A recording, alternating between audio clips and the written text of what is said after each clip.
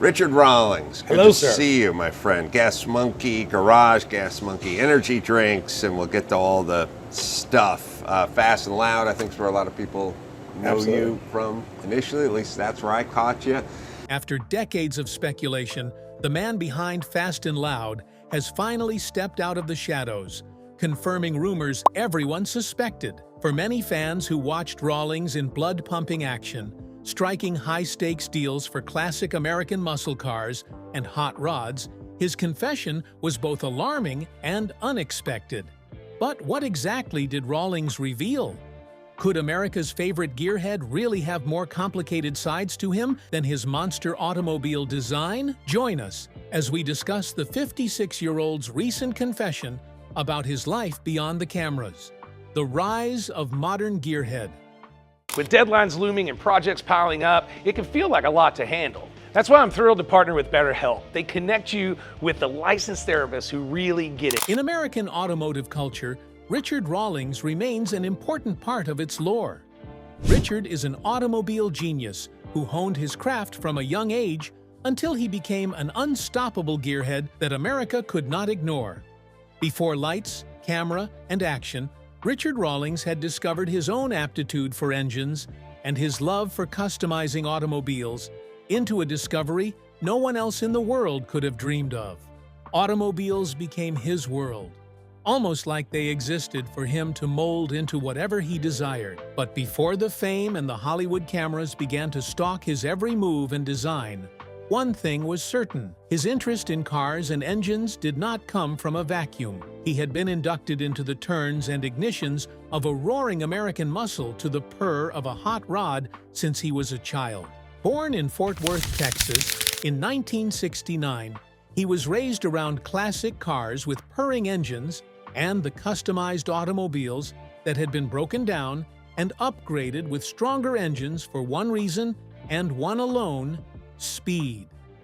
Watching these road monsters as a child and constructing them with his father in a garage from the age of 14 was enough of a trigger to set him on a creative path to take the American car culture by storm. But while he had always had an attraction to cars, a mixture of marriage, time, and opportunities nudged him towards the printing and advertising business. He started his company called Lincoln Press in 1999 and found some serious success with the press company. Already, he was a monster at negotiation and entrepreneurship, with old heads like his father and other mentors tutoring him on negotiations before he was even a senior in high school. There was almost no way he would not survive the harsh realities of what it meant to be the boss, sitting at the top of the food chain. Although his printing company was successful, the automotive bug had bitten him, and hiding his craving in Lincoln Press could only go on for so long.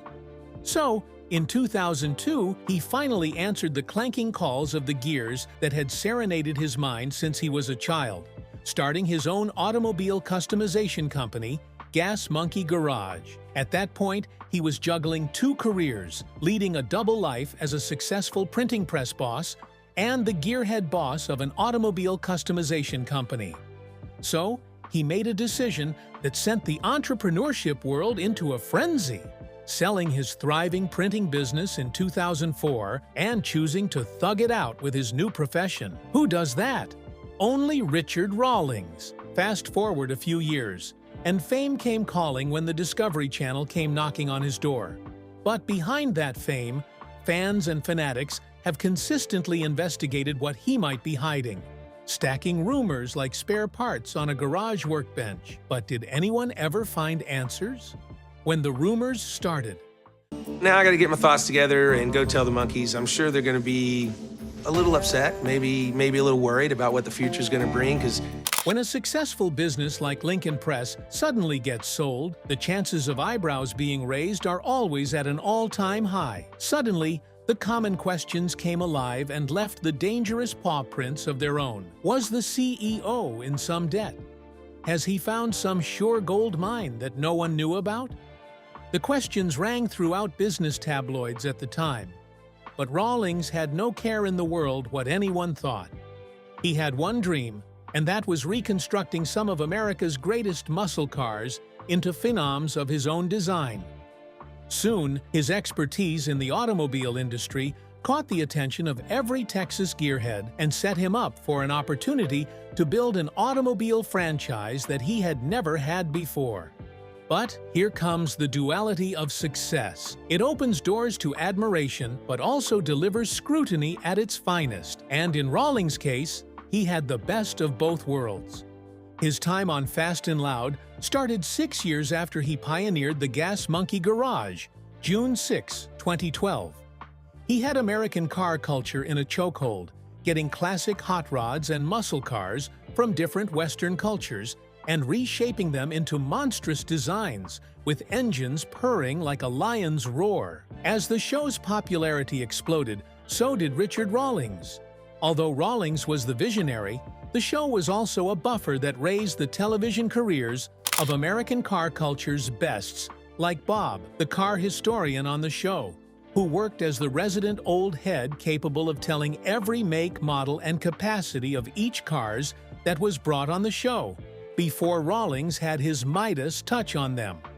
While the show had the cars at its center, Richard Rawlings wasn't just a character who could be bypassed for the cars. Fans paid as much attention to the conversion of a 1933 Packard Roadster Classic, belonging to King Alfonso of Spain, into a hot rod while pissing off the purists, as they did his shenanigans when he wishes to price out a car or giving Bob some hell every time he gets into the video frame. But attention comes with a price. Maybe low for some, but costly for others. In Rawlings' case, the attention he got on the show spilled into rumors, especially about the reality of this television show. Is it really raw and unscripted as advertised? Did the Discovery Channel possibly spice things up with a little Hollywood fairy dust for cinematic effect? As expected, he remained silent, giving no fuel to the rumors and almost pretending that they did not exist. But why were some fans superbly obstinate about the possibilities of a scripted show? Clues fans couldn't ignore. So my greatest accomplishments have been my failures, because I learned how to do something the right way, or I learned how to not push so hard, or I learned how to market a different way. As the years went by, the franchise got even bigger, becoming one of the best American automotive displays in the mainstream media. However, there were just too many concepts that fans could not wrap their heads around. Over time, critics wrote think pieces about Richard Rawlings, discussing the differences in his on-screen and off-screen personality, psychologically profiling HIM, and concluding subtle personality shifts that just didn't match the man that the franchise sold to the public in the first place. In the early stages of the show, Richard Rawlings was the confident lad, with some serious tattoos and a knack for using a curse word now and then. He was in control, fearless, and almost always spontaneous. Although the show continued in the same vein, some fans just couldn't ignore even the smallest cues. Rawlings had noticeably become more cautious during interviews, almost watching his words and retreating from that eccentric personality that he had sold in the nascent stages of the show. Was this some Hollywood glitter? Was he simply growing and evolving into another man? However, the show's continuous climb up the reality television chain almost made it too difficult for conspiracy theories or rumors to fly. No one wins an argument in a bout with results, and that was catching up with the theories. Soon, the rumors seemed to be completely exorcised from the franchise, but it did not take long before critics came up with new theories about the little changes in his personality. Only this time, it was tied directly to Rawlings' smart, elusive techniques, which he allegedly employed during interviews to avoid talking about his personal life, and would mostly focus on cars and his other businesses. Also, the car buys, which were a really important part of the franchise owing to the negotiation techniques and humor that came with it, started to seem off to critics of the franchise. While some claim that the 56-year-old was just that good of a negotiator, others believed that the car deals had most definitely been prearranged. They argued that Richard's on-the-spot deals, where he just negotiated for a classic muscle or a hot rod and got it immediately, were simple shams because they had probably been bought weeks before the franchise had the cameras rolling, and setting their show's protagonist up as some superstar who can do it all. A closer by day, negotiating on-the-spot deals, and mechanic who can basically turn old scraps of metal to asphalt menaces. The perfect Hollywood hero playbook, isn't it? But the last straw came from Aram Kaufman's disappearance. Aaron was an important member of the franchise, a car genius who handled almost any rig like it was nothing at all. In fact, some believe that he was just as important as Rawlings to the show. Hence, there was no way that Aaron hadn't told the show producers and Richard that he was leaving. On the show, it was displayed as a spontaneous decision, where Aaron simply decided to leave, and Richard, in a futile attempt, begged him to stay. The mystery continued to linger. The criticisms just would not go away, and Rawlings is now in his mid-50s. The noise and speculations had become too strong to ignore, with the truth starting to look more inevitable as every day passes. However, the moment that pushed him to speak did happen overnight. It came after a turning point that no one saw coming. The pressure behind the fame. I started pitching the show in 2004. We didn't start till 2008 or 2012. What were you doing before that? Before television or before Yeah. Gas Monkey? Yeah. I kind of had two stages in life. I was a firefighter, police officer, medic before I was old enough to drink. Growth has never been linear for a man like Richard Rawlings. From finding his passion for cars as a kid to delving into a different business world, before circling back to cars, he surely knew it was no stranger to failing and winning. However, going from a Texas lad who only dreamed about constructing cars at a high level to being on the Discovery Channel as a leading American automotive cultural pace-setter definitely took its toll on him. Running a successful garage was always a hassle, with all the testosterone flying around the workbench and the difference in decisions on whether or not to design a car in a certain style. Now, imagine operating a global brand unit around the same garage. The possibility of failing and completely falling apart remained heavy on his heart, sparking tension so tangible you could cut it with a knife. This time, it wasn't just him and his buddies in the garage, having beer and simply making design choices that may break a classic car apart or make an asphalt gold out of it without consequences. This time, the world was watching. There were fans, critics, waiting for missteps and dying to expose a flaw in the supposedly faultless Discovery Channel show. By the time Rawlings was in his early 50s, specifically 51 years of age, the franchise came to an end. Although the show had ended, some mysteries lingered still. The speculations about his show being scripted remained in the air and were fast becoming an important part of his legacy. And the Gas Monkey Garage brand was always going to take a hit from the scars of the heavyweight criticisms around Fast and Loud. Maybe his slices of silence, which he often offered as a rebuttal to these strange claims, once worked like magic. Their potency had suddenly begun to fade. He had, for a second time, decided to divorce his wife, Suzanne Rawlings, whom he married for a second time in 2015 after their first divorce in 2009. His personal life was reportedly taking a toll on him, especially since he was losing the woman he had struggled to bring back into his life for a second shot at marriage. But here is the dark twist. Some critics believe that he was too emotionally distraught to continue putting on a show on Fast and Loud after losing his wife for the second time. However, the plot thickens when AI images of his incarceration for fraud was relaced on the internet, which stemmed from a civil lawsuit filed in 2018.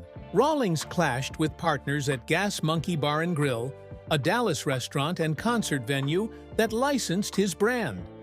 However, it had been handled in October 2021 when the establishment rebranded as Amplified Live.